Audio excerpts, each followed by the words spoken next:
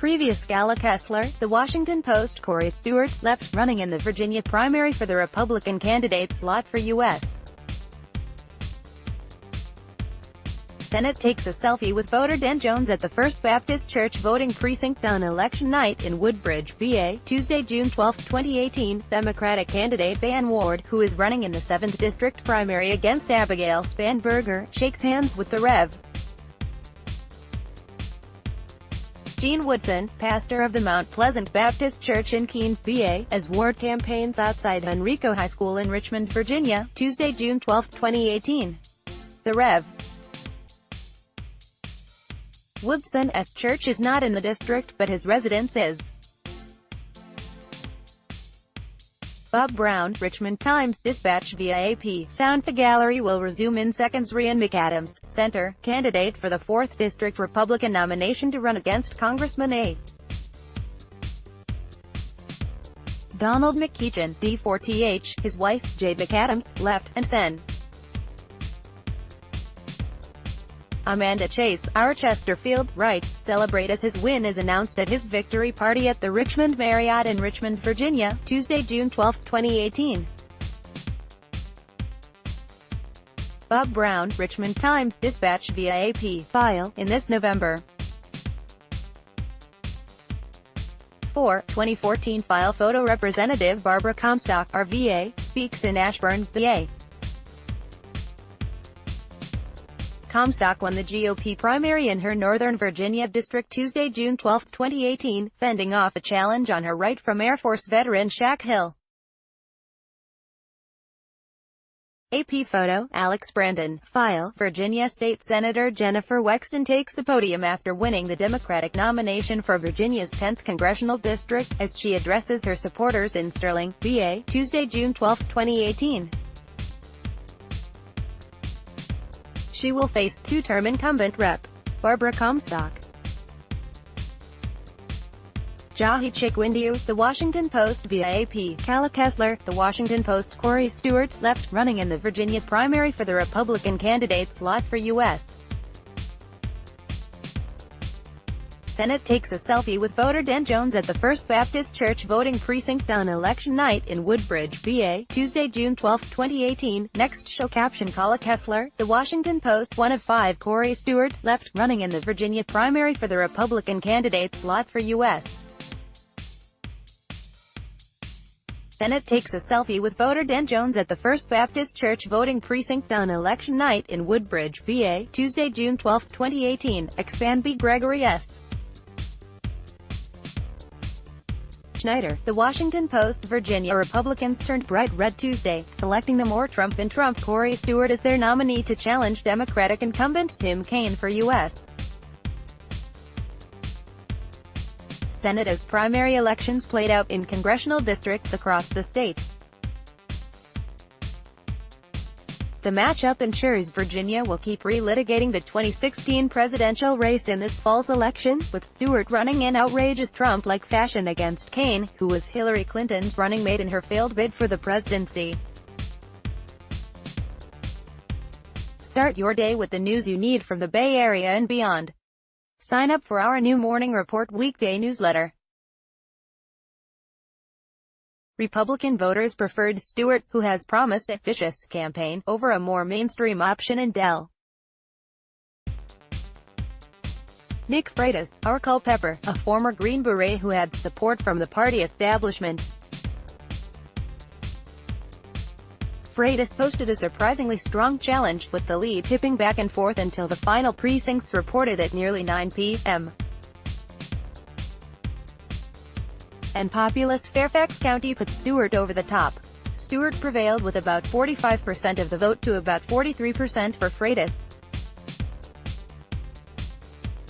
Stewart's presence atop the ticket will cast a shadow over all Virginia congressional races this year.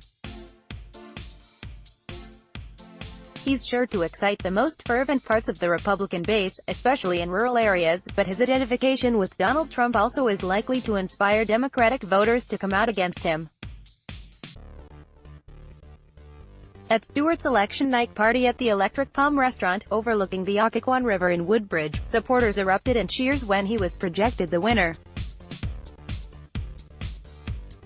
The crowd chanted, "Corey, Corey," as the loudspeaker blared, "Sweet Home Alabama."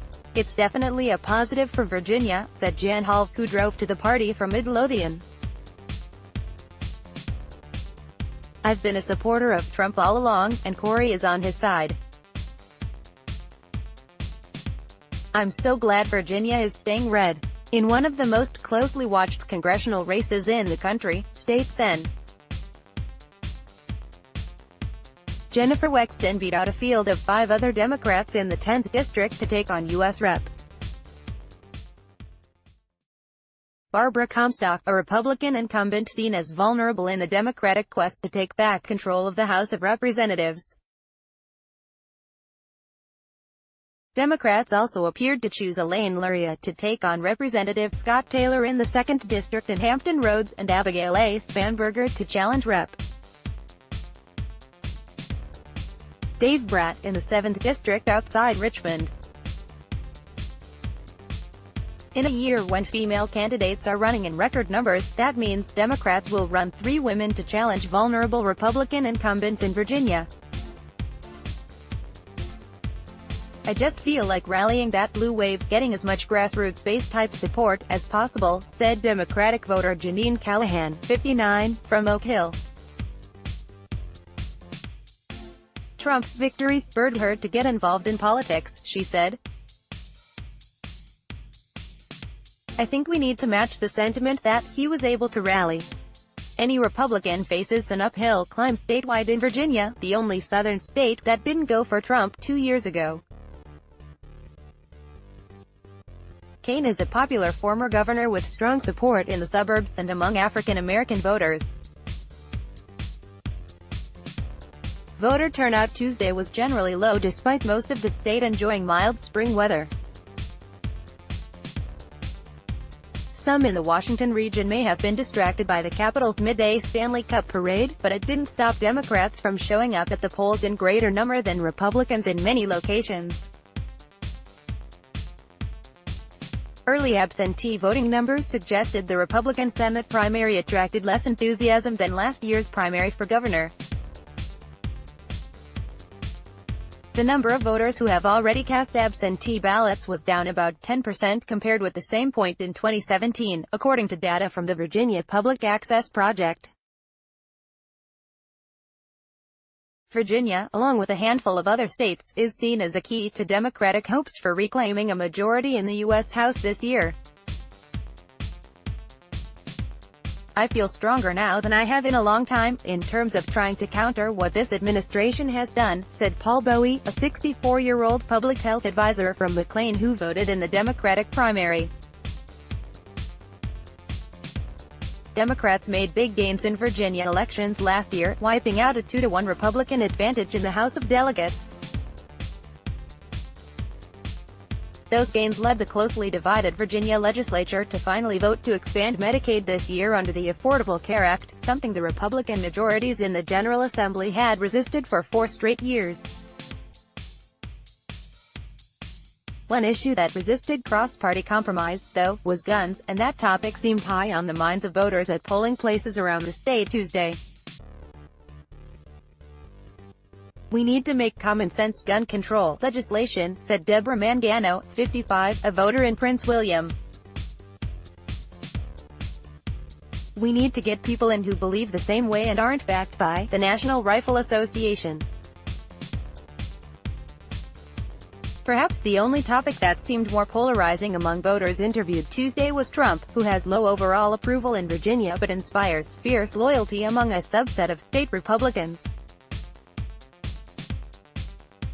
Virginia Republicans have struggled with the Trump factor, which was blamed last year for GOP nominee Ed Gillespie's 9-point loss in the governor's race. Republican turnout was low, so low that Gillespie nearly lost the nomination to Stewart, who rallied the pro-Trump base. Other big-name Republicans stayed out of this year's U.S. Senate race, and party leaders fretted over the likelihood that Stewart would get the nomination. But Republicans haven't won a statewide race in Virginia since 2009, and after last year's drubbing, there was little appetite to take on Kaine in the current environment. Kaine is heavily favored to win and has more than $10.5 million cash on hand. None of the three Republicans chasing the nomination cracked $1 million. Stewart raised the most with about $841,000. While Stewart most closely resembles Trump in his bombastic style, all three GOP candidates supported the president. ADU might also like big rewards for Singaporeans born between 1941 to 1981. Survey compare paying tribute to Anthony Bourdain far and wide. Lost your job? Here's what you need to do right now. Work money. True fashionistas. Choose Virgo's lounge cocktail dresses. www.playmefashion.com. First end-to-end trade finance transaction on a HSBC Business. Take a look at Osaka's culinary scene. Intercontinental hotels.